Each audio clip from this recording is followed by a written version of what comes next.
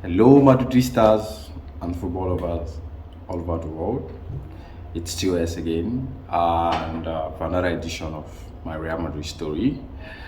This week, so I'll be reacting to our last game, the game between Real Madrid and Almeria that took place on Sunday. Yes, Sunday evening. I'm sorry, I'm reacting a couple of days after. I had an issue with some of my equipment. But I'm back now. So I'm going to be doing something different today, right? Usually I just go straight to the highlight. I touch on some of the players that caught my attention, whether for good or for bad, right? But I'm adding some element of quantitative analysis to it. And don't worry, I'm not really alone.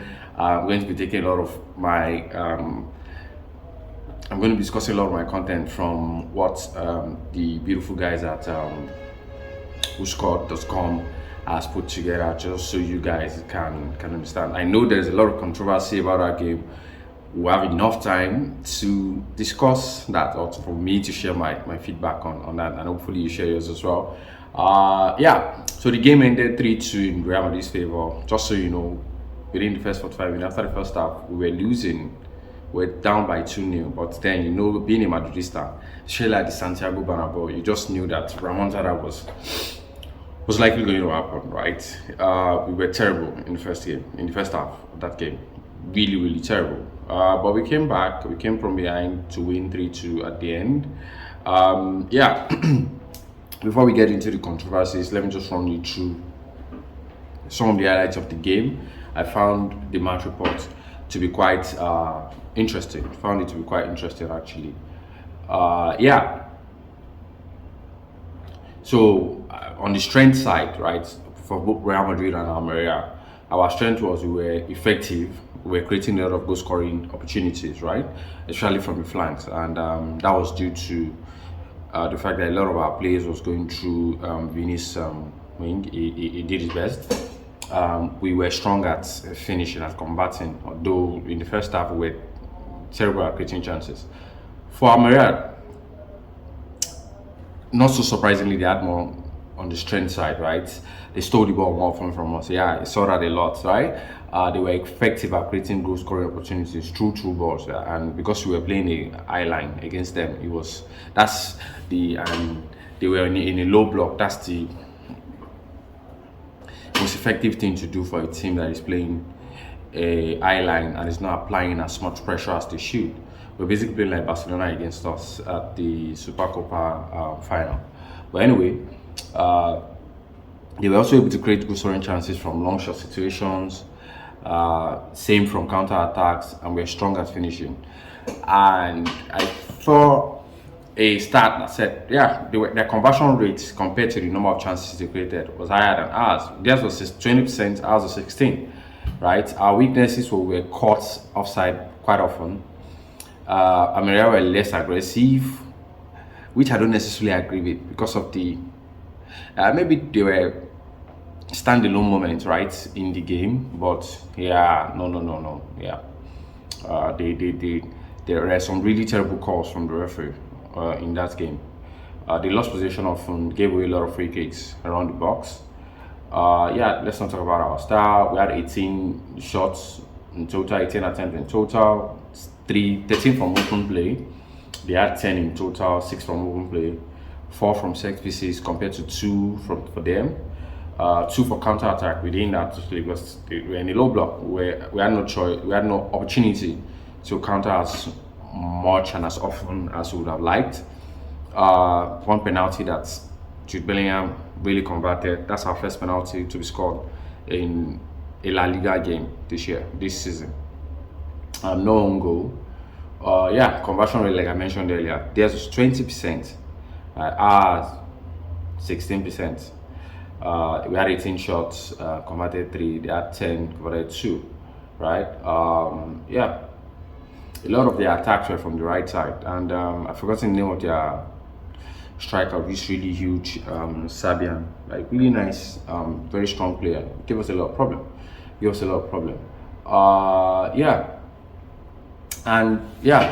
Top performers. which I don't necessarily agree with. Who's called is anyway. I think our best performer was Jude Bellingham. He was just so Zidane's in that game. So Zidane's in that game. But according to them, it's Vini, Aurelian Chouameni, Jude, and then Lucas Robertoni, then Danny Cavara. Most shots from our team was Chouameni, followed by Jude Bellingham and Joselu, three altogether. Toni Kroos and Vini had two. A lot of the tackles, most of the tackles were from the Almeria team. Mark Pobil at 6, Robertoni at 4. It was a machine in that game. It was something else. Lope, oh, I really love the way that guy plays, right? Alex Pozo, of course, Vinicius had the most dribble, followed by Federico Valverde. Now let's get into some of the calls in that game that were controversial. Like in the space of 25 minutes, right? There are some certain calls that went Real Madrid's way, and I have to say that I tried as much as possible to distance myself from the uproar that's been taking place on Twitter and other social media platforms, largely fueled by anti-Madridistas from the Barcelona camp, right? I understand. I have to say that I understand why they will react.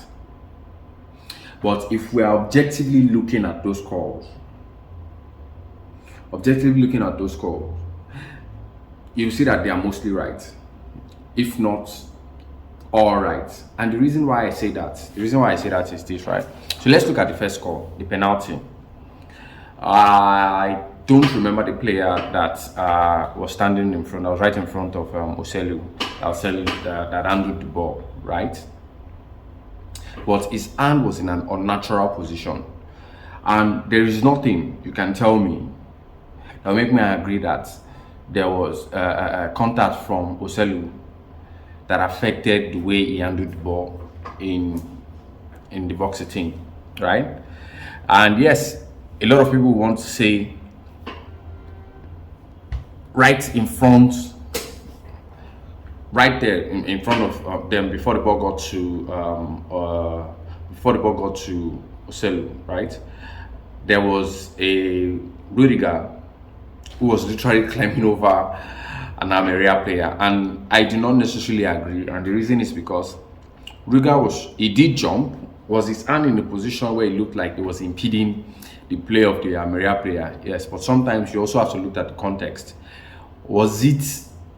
Is there enough in that contact to impede the player's intention? I don't agree. And yes, you might say I sound biased. If that's your play, that's your opinion, that's fine. No fight about that. I agree with you. It's your opinion, right? But it was the right call. That should have been a penalty. And then that was the 2-1. Now, the 3-1. I think that whenever we are watching VAR, like review from VAR, right? Because we are outside of the scope of where it is happening in live, right? We are watching from distance.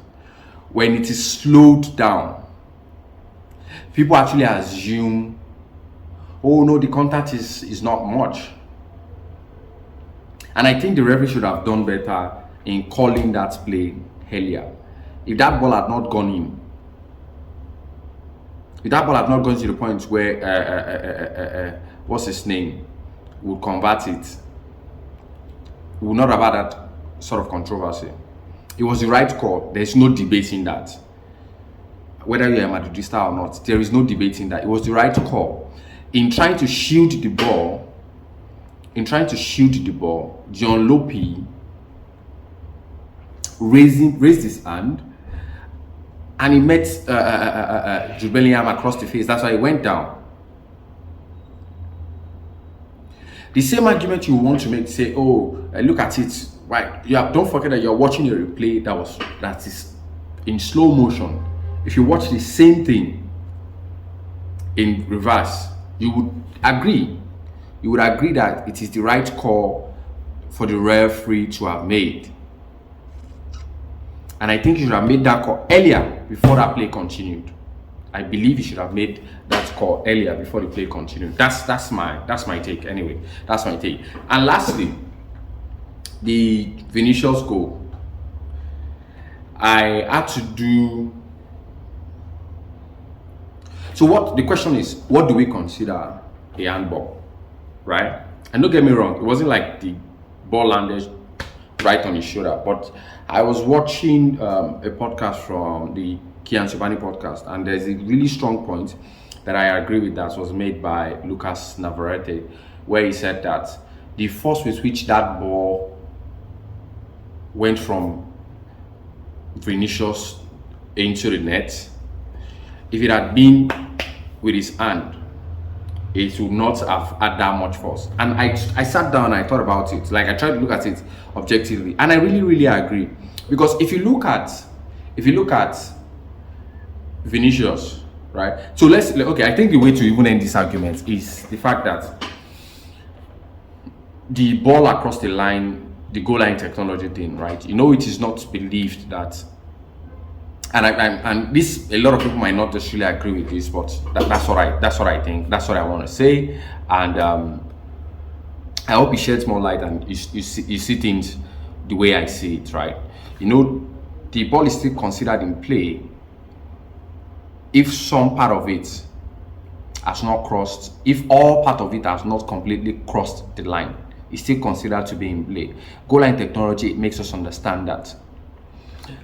I believe, I don't just believe, the angle of the camera, the angle of that contact that was shown, right?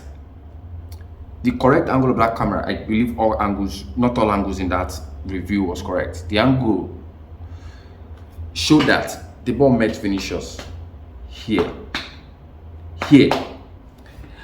which made it easy for the ball to move with that amount of velocity, from him just shrugging his shoulder.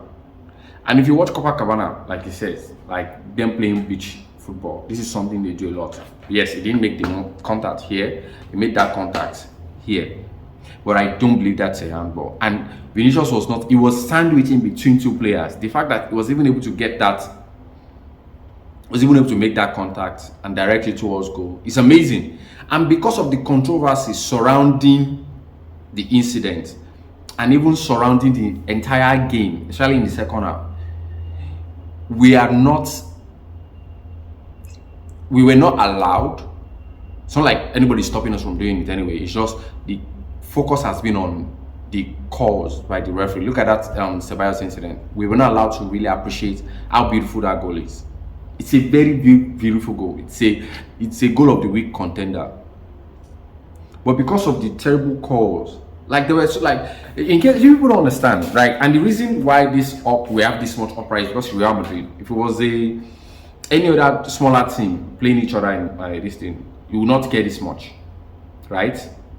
And Culers you guys should look in the mirror. We are not the ones being investigated, right? And you guys always like to shift the goalpost when it's time to when it comes to terrible calls by the referees. And I don't like to do, you guys had this call, go your way, then like a comparison thing. No, I want the referees to be fair, even if it means us losing the game. But I can tell you for a fact that the calls, those three calls, we are being emotional and not being logical about them. The calls were correct, they were right. The referees make mistakes, they do. And the comparison between what's happening in the VAR era and the pre-VAR era needs to stop. There were people that the pre-VAR era favored, there were people did not favor. Okay? And whenever we are arguing about situation, we should argue about them in isolated incidents, right? That means all of the calls that happened in that game should be addressed and be discussed within the context of that particular game. No comparison with when it happened in the pre-VAR era. Referees are humans, the linesmen and the fourth official, they are humans. They are bound to make mistakes.